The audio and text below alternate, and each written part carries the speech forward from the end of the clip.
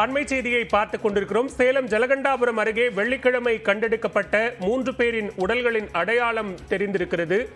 இது தொடர்பான கூடுதல் விவரங்களோடு இணைகிறார் செய்தியாளர் கோகுல். கோகுல், விவரங்களை பதிவு செய்யலாம். யார் யார் அந்த 3 பேர்?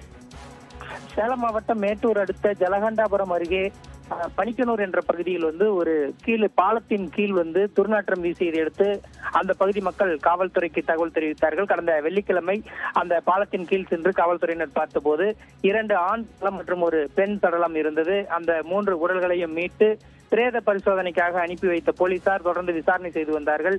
அந்த உடல் இருந்த இடத்தில் எந்த ஒரு அடையாள அட்டையோ அந்த முகத்தையும் அடையாளம் தெரியாத அளவிற்கு யார் என்று கண்டுபிடிப்பதில் 2 நாட்களாக காவல்துறை மிகவும் சிரமப்பட்டு தீவிரமாக விசாரணை செய்து வந்தார்கள்.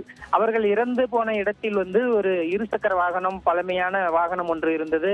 அந்த வாகனத்தின் உரிமையாளரை வைத்து கண்டுபிடிக்கலாம் என்று அந்த வகையிலும் போலீசார் முயற்சி செய்தார்கள். ஆனால் அது தோல்வியடைந்தது. அந்த வாகனத்தில் இருந்த ஒரு சிறிய கவரில் அந்த சீட் கவரில் பூலாம்பட்டி என்ற ஊர் பெயர் இருந்ததை வைத்து பூலாம்பட்டி பகுதி முழுவதும் 2 நாட்களாக காவல்துறையினர் தீவிர விசாரணை செய்து வந்தார்கள். இதனிடையே தற்பொழுது அந்த இறந்து போன 3 பேரினுடைய பெயர் விவரங்கள் தெரிய வந்திருக்கிறது. ஒரே குடும்பத்தை சார்ந்த 3 பேர் இறந்திருக்கிறார்கள். சேலம் எடப்பாடி அருகே இருக்கக்கூடிய பூலாம்பட்டி பகுதியை சார்ந்தவர்கள் இந்த 3 பேரும்.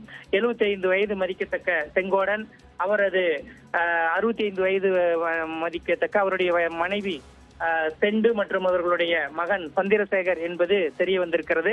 சில நாட்களுக்கு முன்பு பூலாம்பட்டியில் இருந்த இவர்களுடைய வீட்டை விற்று அங்கிருந்து சில நாட்களுக்கு முன்பு புறப்பட்டிருக்கிறார்கள். இவர்களுக்கு சில கடன் இருந்ததாகவும் கூறப்படுகிறது.